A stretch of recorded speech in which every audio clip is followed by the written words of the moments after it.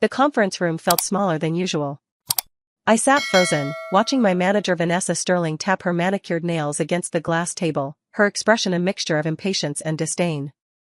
The fluorescent lights overhead cast harsh shadows across her face, emphasizing the tight line of her mouth.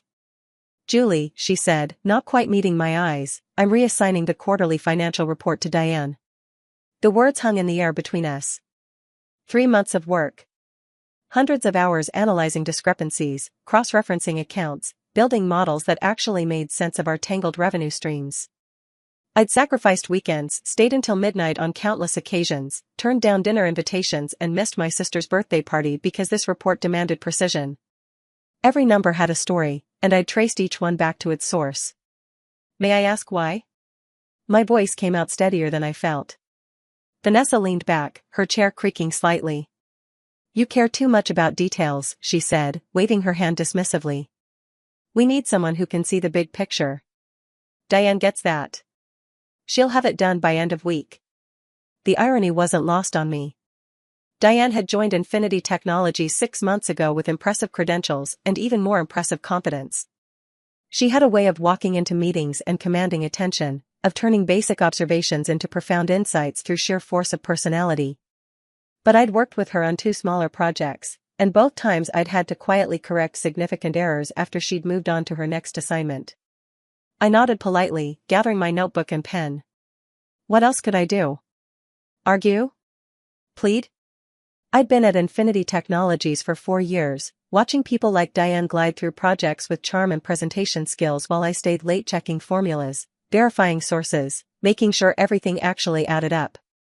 My performance reviews always praised my accuracy and reliability, but somehow those qualities never translated into the high-profile assignments or the promotions that went to people with better social skills. "Of course," I said. "I'll send over my files." Walking back to my desk, I felt the familiar sting of being overlooked. Again. My colleague Trevor from accounting caught my eye and gave me a sympathetic look. He knew. Everyone knew. Vanessa had been looking for reasons to sideline me ever since I'd questioned her numbers during last quarter's review. She'd presented projected revenues that seemed optimistic, and I'd gently pointed out that her calculations had omitted some significant contractual obligations. I'd been diplomatic about it, framing it as a minor oversight, but the damage was done. Vanessa had smiled tightly, thanked me for catching it, and avoided assigning me any meaningful work for the next 6 weeks. That evening, I sat in my apartment staring at my laptop. The report files were still open. Months of painstaking work reduced to data someone else would claim. I thought about my father, who'd spent 30 years as an accountant, who'd taught me that numbers don't lie but people certainly do. He'd always said the details matter because that's where the truth lives. Anyone can make a spreadsheet look pretty, he'd told me when I started at Infinity Technologies. But can you defend every number in it? That's the real question. I created a backup of everything, labeled it carefully, and sent the working files to Diane as requested. The package included the raw data files, my corrected and verified versions, a comprehensive methodology document explaining my verification process, detailed notes on every adjustment I'd made, and a summary sheet highlighting areas that required special attention. I even included contact information for the regional managers I'd worked with to verify information. Everything someone would need to understand not just what the numbers were, but why they were accurate. Then I archived my detailed notes, the ones showing every inconsistency I'd found, every correction I'd made to our preliminary data. Something told me to keep them close. The next 2 days were strange. I threw myself into other tasks, smaller projects that Vanessa had piled on my desk. Expense reports. Meeting minutes. Reconciling minor budget discrepancies. The kind of work that kept me busy but invisible. Meanwhile, I could see Diane across the office, her screen filled with colorful charts and graphs. She worked quickly, confidently. She had a meeting with Vanessa on Tuesday afternoon, and I watched them through the glass walls, both nodding and smiling. Vanessa actually laughed at something Diane said, a warm, genuine laugh I'd never heard directed at me. Tuesday evening, Diane left early, waving cheerfully to the scattered employees still working. Wrapped up the report, she announced to no one in particular. "Sometimes you just need fresh eyes on a project, you know?" I kept my head down and continued working on the expense reconciliation that was due Thursday. Wednesday morning started normally. I arrived at 7:30, made my coffee in the small kitchen where the machine perpetually needed descaling, settled into the comfortable routine of spreadsheets and data entry. The office gradually filled with people. Vanessa swept past my desk without acknowledgement, her heels clicking authoritatively against the floor. She was wearing her power suit, the charcoal gray one she reserved for important meetings. The board presentation, I remembered. Today was the day my 3 months of work would be unveiled under someone else's name. At 9:15, everything changed. I heard Vanessa's office door slam open. The entire floor went quiet, the usual murmur of phone calls and keyboard clicks dying instantly.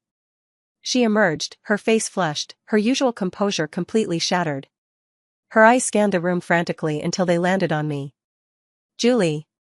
She practically ran toward my desk, nearly knocking over someone's coffee in her haste.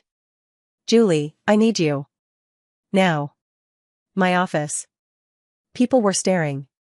I stood slowly, my heart hammering, and followed her back through the maze of cubicles.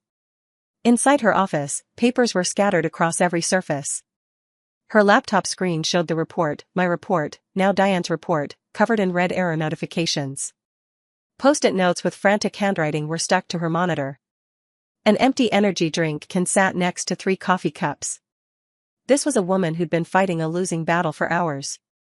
"Why are the numbers all wrong?" Vanessa's voice cracked slightly. "The board presentation is in 3 hours. 3 hours, Julie. I've been up since 5 trying to understand what happened. I called Diane at 6 this morning, and she couldn't explain any of it. She just kept saying she used the data exactly as provided." I looked at the screen. Even from a distance, I could see the problem. Diane had taken my preliminary data, the raw numbers I'd collected in the first week before I'd started the verification process. She'd built her entire report on uncorrected figures, created beautiful visualizations around inaccurate information, and constructed confident conclusions based on faulty premises. "What did you give her?" Vanessa demanded. "Everything she needed," I said carefully.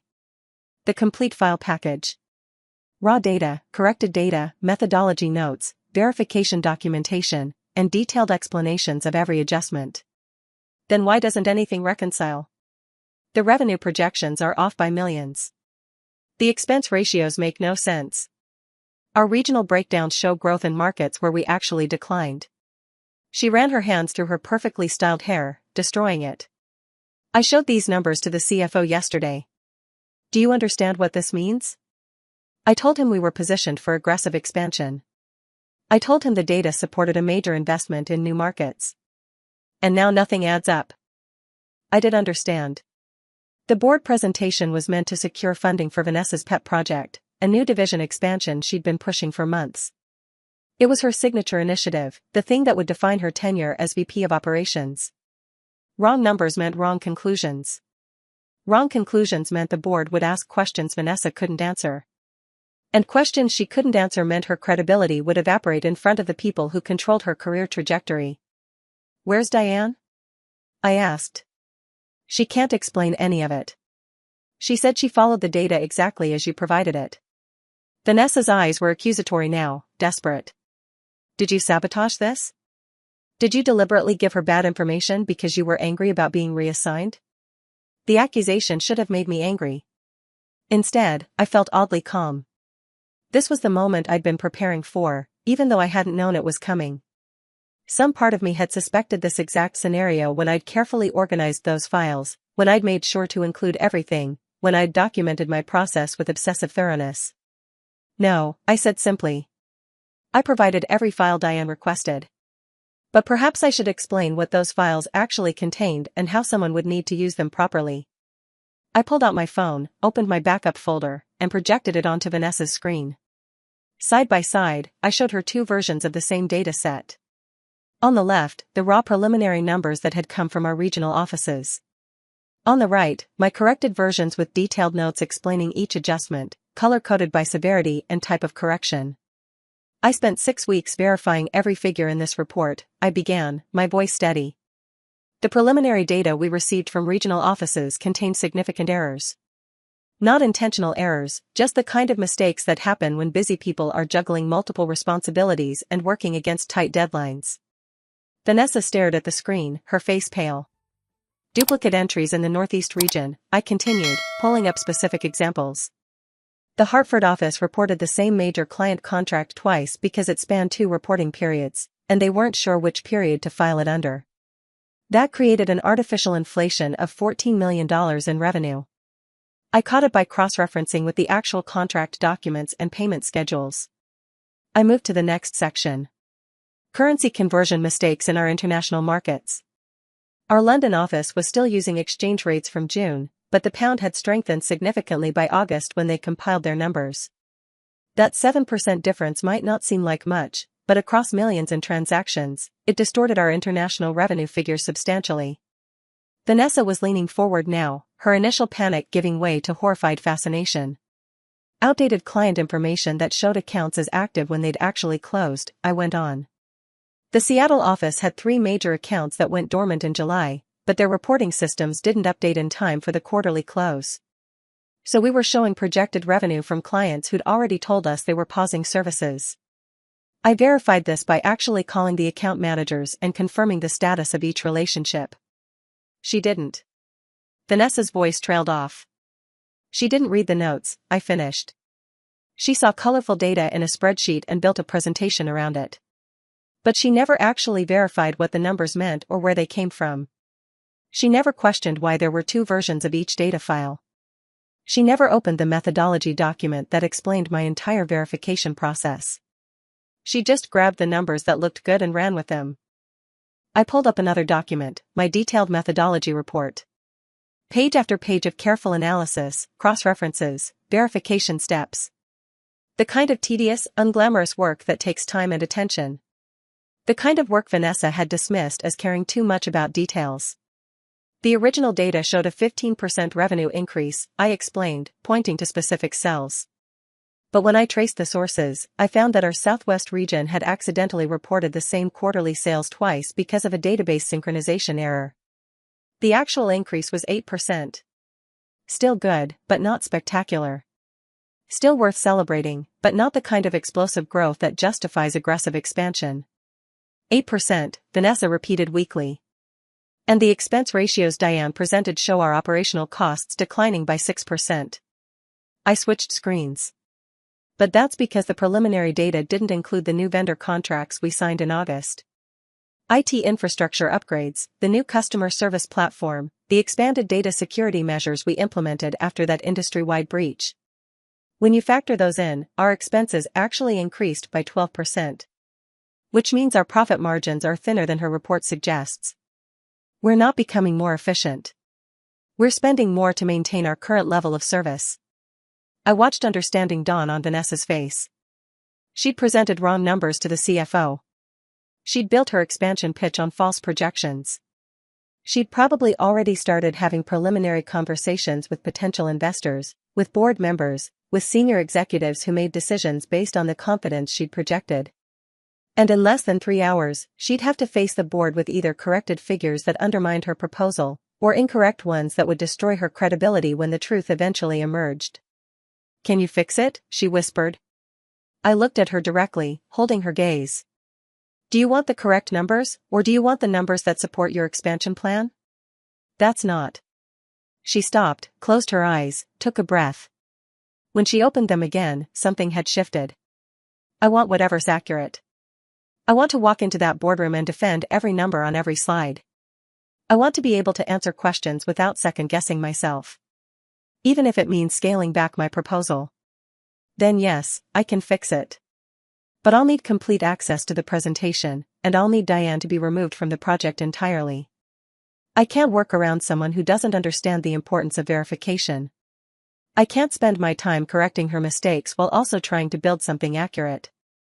Vanessa nodded quickly. "Done. Anything. Just fix this. What else do you need?" "I'll need Trevor from accounting to verify the expense calculations independently. I trust my work, but with this much at stake, we need a second set of eyes on the financials. I'll need access to the original contracts for our top 20 clients so I can confirm revenue recognition is properly aligned with deliverables. And I'll need you to call the board meeting coordinator and request a 30-minute delay. Tell them we're incorporating some last-minute critical updates. That will buy us buffer time if we need it." Consider it done.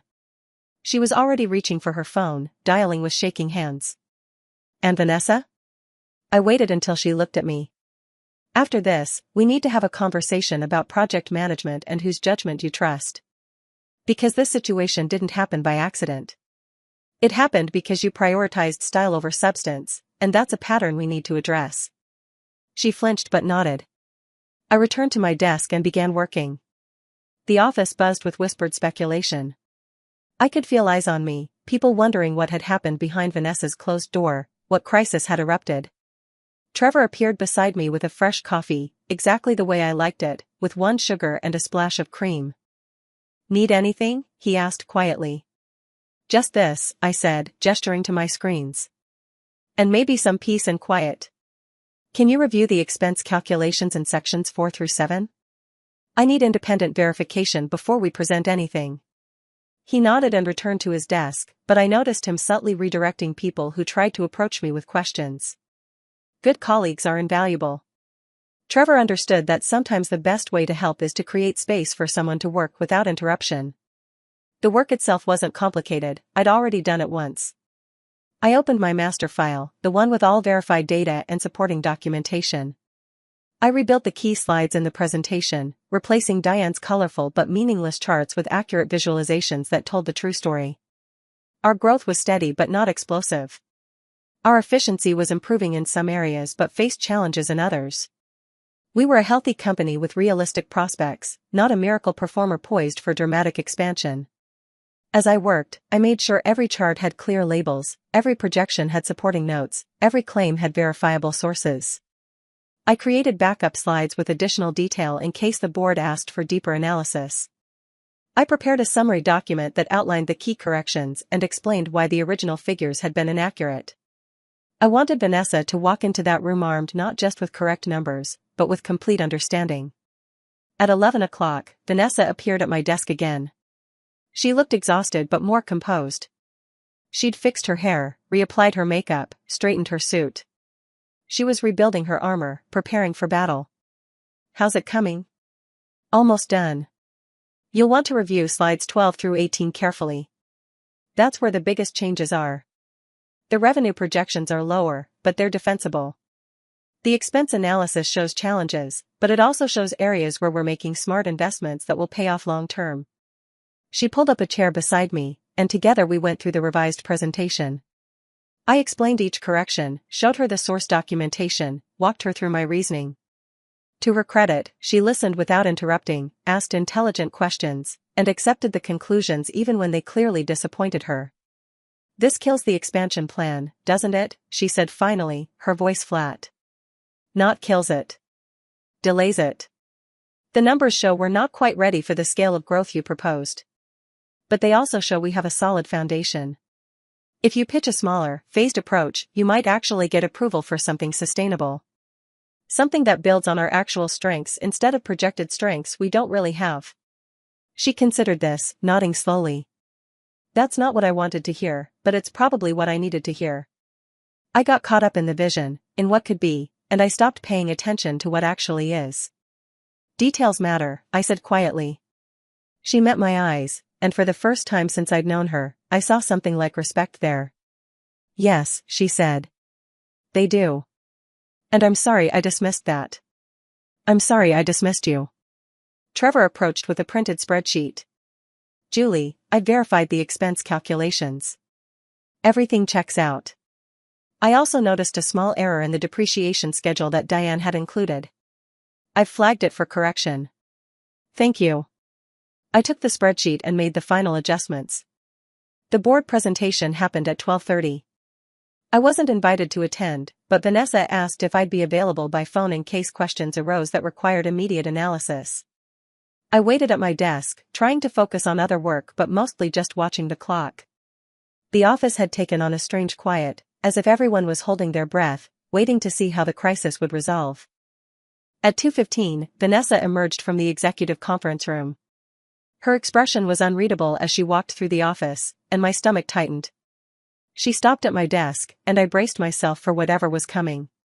They approved a modified expansion plan, she said. Smaller scale, phased implementation over 18 months instead of 6, with quarterly reviews and clear performance benchmarks.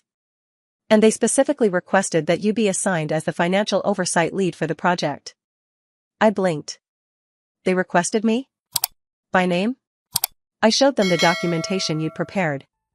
The verification process, the methodology notes, the correction trail. I explained what had happened, how close we came to making a significant strategic error based on bad data, and how your work caught it in time. The CFO was impressed. He said that level of diligence is exactly what they need on high-stakes projects. She paused. He also asked some pointed questions about why someone with your attention to detail wasn't already in a senior analyst role with direct board access. And what did you tell him? That I'd made some poor judgment calls that I intended to correct immediately. She straightened her shoulders. Starting with a formal apology to you, in front of the team, for how I handled the report reassignment. And following that with a recommendation for your promotion to senior financial analyst, with a corresponding salary adjustment and expanded responsibilities. I didn't know what to say. Part of me wanted to feel vindicated, triumphant. But mostly I just felt tired and relieved. The crisis was over. The truth had won. The details had mattered after all. Thank you, I managed. Don't thank me. You saved my reputation today. Possibly my career. If I'd gone into that boardroom with those wrong numbers, if they'd approved the expansion based on faulty data, and then the truth had come out later. She shook her head. It would have been catastrophic. Not just for me, but for everyone involved in the project. You prevented that. I was just doing my job. No, she said firmly. You were doing your job exceptionally well, and I was too blind to see it. That changes now. She glanced around the office, where people were pretending not to watch our conversation. I'm calling a team meeting in 10 minutes. I want everyone to understand what happened and why. I want them to understand the value of thoroughness and the danger of cutting corners. The meeting was brief but effective. Vanessa explained the situation in professional terms, acknowledged her mistake in judgment, and publicly recognized my work. She didn't throw Diane under the bus completely, but she was clear about the importance of verification and due diligence. Diane sat in the back, her face flushed with embarrassment. I almost felt sorry for her, but then I remembered her dismissive attitude when she'd taken over the project, her certainty that her quick work was superior to my methodical approach, her cheerful announcement that sometimes you just need fresh eyes. Afterward, several colleagues stopped by my desk to congratulate me or ask questions about the promotion Vanessa had mentioned. Trevor brought me another coffee and simply said, "You earned it. I always knew you were the best analyst on this floor." Thanks for the verification work on those expense calculations, I told him. Having you confirm my numbers made a real difference. Anytime. You know I'm always happy to double-check anything. That's how we avoid situations like today. That evening, I stayed late to properly document the corrected report and create a detailed handoff file for the expansion project. I wanted whoever worked on this next to have the same comprehensive understanding I'd built. I created templates for verification processes, guidelines for data quality checks, and a troubleshooting guide for common errors. If I was going to lead financial oversight, I wanted to make sure everyone on the team understood not just what to do, but why it mattered. As I worked, I thought about what my father had told me years ago, that invisible work becomes visible eventually, that truth has a way of surfacing, that the people who dismiss details are usually the ones who need them most desperately. I thought about all the times I'd felt overlooked, undervalued, dismissed for being too careful, too thorough, too focused on accuracy instead of speed. My phone buzzed with an email. The subject line read, "Senior Financial Analyst Position, Formal Offer." I opened it, scanned the contents, noted the significant salary increase and the expanded responsibilities. Everything I'd been working toward for years, arriving in a way I never could have predicted. The offer included a seat in strategic planning meetings, direct reporting to the CFO on major projects, and authority to establish data quality standards across the department. I thought about Vanessa's dismissive gesture just 2 days ago, her scoffing tone. You care too much about details. As if caring were a weakness. As if thoroughness were a flaw. As if being right mattered less than being fast. But here's what I've learned through years of careful work. In a world of shortcuts and superficial analysis, someone who actually checks the work becomes indispensable. Eventually. The trick is surviving long enough for that truth to matter, maintaining your standards when others abandon theirs, trusting that accuracy will ultimately prove more valuable than speed. I accepted the offer, closed my laptop, and headed home. Tomorrow would bring new challenges, new projects, new opportunities to prove that details aren't just important, they're everything. And now I'd have the authority and position to make sure other people understood that too. I'd be able to build a team that valued verification, that understood the difference between data and accurate data, that took pride in being right instead of just being done. Sometimes vindication doesn't arrive with fanfare or drama. Sometimes it's just a quiet recognition that the work you were doing all along was exactly what was needed. That the care you took mattered. That you were right to trust your instincts even when others questioned them. That staying late to check one more source, to verify one more number, to trace one more discrepancy back to its origin, wasn't obsessive, it was professional. I walked out of Infinity Technologies that night with my head high, already planning how I'd approach the expansion project, what verification protocols I'd implement, which team members I'd recruit to help maintain the standards that had just proven their worth. Trevor would definitely be involved. Maybe some of the junior analysts who'd been asking me questions about methodology. People who understood that fast and wrong is infinitely worse than slow and right. The details had saved the day. And I'd been paying attention all along, even when no one else was. Have you ever had a moment where the work others dismissed suddenly became critical?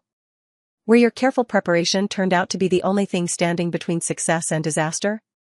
I'd love to hear your stories, because I think we all need reminders that doing things right matters, even when it feels like no one notices.